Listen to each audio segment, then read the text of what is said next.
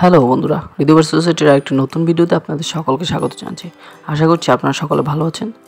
আজকে আপনাদের জন্য একটি গুরুত্বপূর্ণ ভিডিও নিয়ে আমি উপস্থিত হয়েছি। আজকের ভিডিওতে থাকছে বাজিগার পাখির পালন পদ্ধতি থেকে শুরু করে এই পাখি কিভাবে বেশি বেশি ব্রিডিং করানো যায় এবং বেশি বেশি ডিম বাচ্চা নেওয়া যায় এবং পাখি পালন করে এদের থেকে যে পরিমাণ বাচ্চা সংগ্রহ করা যায়, কীভাবে বাচ্চাগুলোকে সুস্থভাবে বড় করা যায়, বাজিগার পাখি থেকে বছরে কতবার ডিম বাচ্চা করানো যায় এবং বাজারে সেল দেওয়া যায় এবং বাচ্চা পাখিকে সুস্থ রাখার জন্য কি কি পদ্ধতি অবলম্বন করতে হবে সেই বিষয় নিয়ে আপনাদের সামনে বিস্তারিতভাবে আলোচনা করব।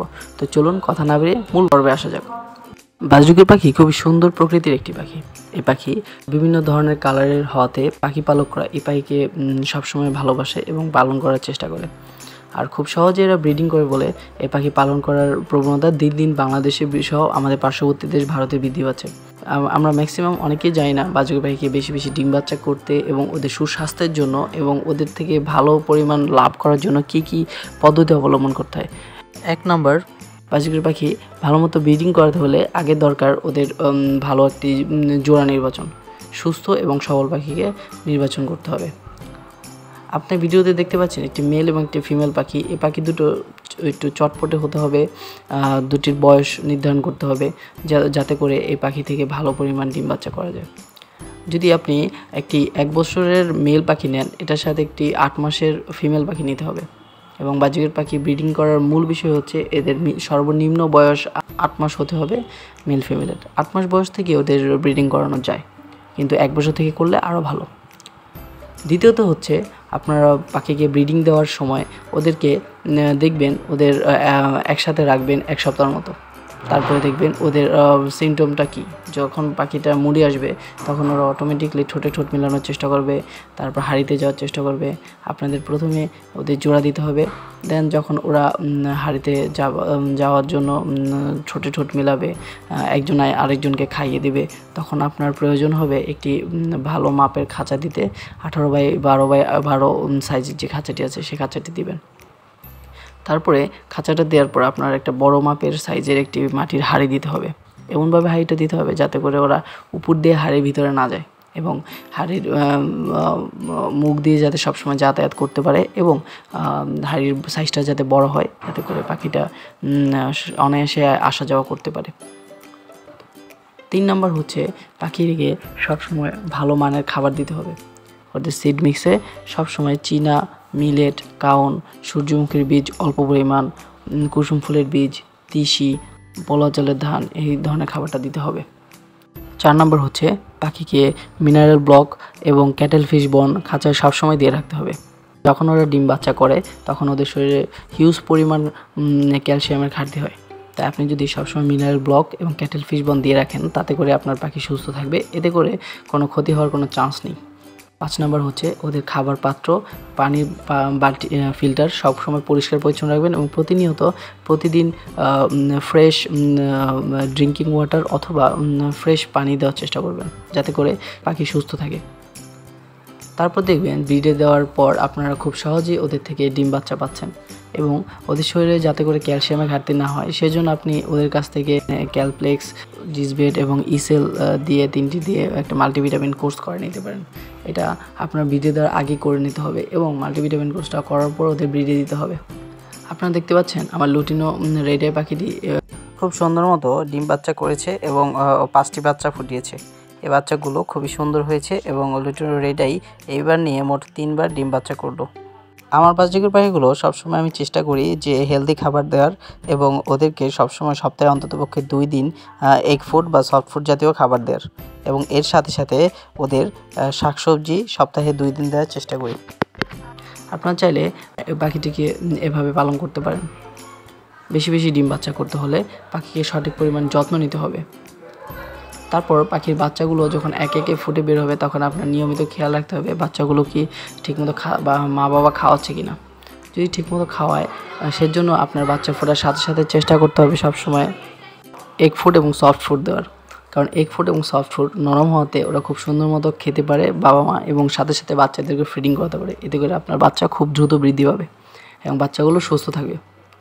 আমাদের লিস্টে 6 নম্বরে হচ্ছে আপনার পাখিকে যখন বাচ্চাগুলো ফুটে বের হবে তখন দেখবেন যে ওদের বাচ্চাগুলো যে মল এগুলো থেকে আস্তে আস্তে হাঁড়িটা ভরে যাবে তখন আপনাদের বাচ্চাগুলো খুব সাবধানে আস্তে আস্তে বাচ্চাগুলো যখন বয়স 8 থেকে 10 দিন হবে এক একটার, তখন পর্যায়ক্রমে তখন আপনি এই পাখিগুলোর হাড়ি থেকে বাচ্চাগুলোকে আস্তে করে বের করে বা সাইডে রেখে আস্তে আস্তে হাড়ির ভিতরের যে ওদের মল বা ময়লাগুলো আছে সেগুলো আপনার একটি চামচের মাধ্যমে পরিষ্কার করে নিতে হবে। পরিষ্কার না করলে আপনার পাখিগুলো অসুস্থ হওয়ার সম্ভাবনা থাকে, তাই আপনাদের পরিষ্কার করে দিতে হবে। এতে করে আপনার পাখিগুলো সুস্থ থাকবে। সুস্থ পাখি পেতে হলে আপনার পাখির প্রতি একটু বিশেষ যত্ন নিতে হবে, কারণ পাখির প্রতি যদি আপনি বিশেষ যত্ন না নেন তাহলে বাচ্চা সঠিকভাবে পাওয়া সম্ভব না। আমরা অনেকেই আছে যারা পাখি পালন করি, এনে শুধু পাখিকে শুধু চিনা বা কাউন দিয়ে রাখি এবং পানি দিয়ে রাখি, মনে করি খুব সহজে ওরা ডিম বাচ্চা করবে। আপনার পাখি খাবারের অভাবেই তখন ডিম বাচ্চা করে না। আর আমাদের মধ্যে ভুল ধারণা হয় যে পাখি ডিম বাচ্চা করে না। ডিম বাচ্চা না করার প্রধান কারণ হচ্ছে পাখিকে সঠিক পরিমাণ যত্ন না করা।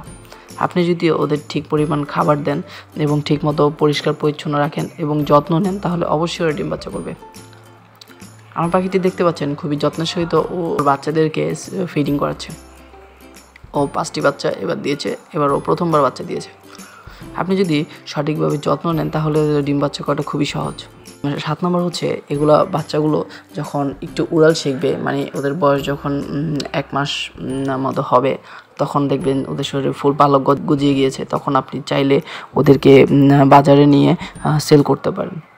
বাজারে মোটামুটি হাই কোয়ালিটি যে পাখিগুলো আছে, red eye, lutino red eye এবং অ্যালবিনো রেড আই পাখিগুলো বাচ্চা বাজারে আপনি 400 থেকে 500 টাকা জোড়া 2-3 মাসের বাচ্চা বাজারে বিক্রি করতে পারবেন। এবং আপনি যদি চান লুটিনো রেড আই বাদে অন্যান্য মিউটেশন, মানে নর্মাল মিউটেশনের যে পাখিগুলো আছে যেমন ক্লাসিক, পাইড, এই ধরনের বাচ্চা, এগুলো বাজারে আপনি 300 থেকে 350 টাকা পেয়ার 3 থেকে 3.5 মাসের বাচ্চা বাজারে বিক্রি করতে পারবেন।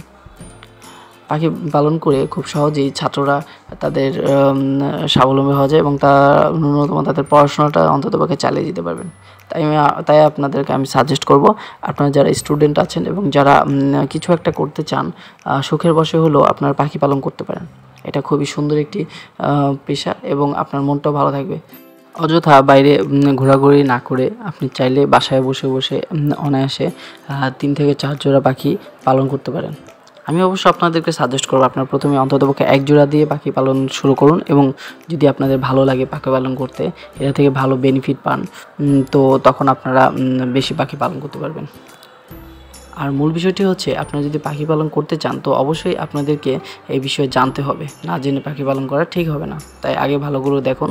আর আমি যে কথাগুলো বলছি, যেমন এগ ফুড দেয়া, এই ভিডিওটিও আমরা করে রেখেছি আমাদের ইউটিউব চ্যানেলে, অবশ্যই আপনারা এটা দেখে নেবেন কীভাবে পাখিকে এগ ফুড দিতে হয়। এবং আরেকটি ভিডিও হচ্ছে কীভাবে পাখিকে মাল্টিভিটামিন কোর্স করাতে হয়, সেই ভিডিওটি আপনারা আমাদের ইউটিউব চ্যানেলে দেখতে পাবেন। ভিডিওটি কেমন লাগলো অবশ্যই কমেন্টস করে জানাবেন, এবং পাখি সংক্রান্ত যে কোনো বিষয়ে আমাদের চ্যানেলটিকে সাবস্ক্রাইব করবেন এবং কমেন্টস করবেন। আপনাদের কমেন্টসের ভিত্তিতে আমরা নতুন করে ভিডিও তৈরি করে থাকবো। তো আজ আর নয়, আশা করছি ভিডিওটি আপনাদের উপকারে আসবে এবং ভালো লাগবে।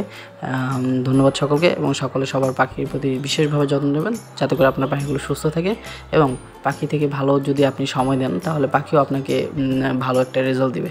আশা করছি আপনারা ভিডিওটি দেখে উপকৃত হয়ে থাকবেন। ধন্যবাদ সকলকে।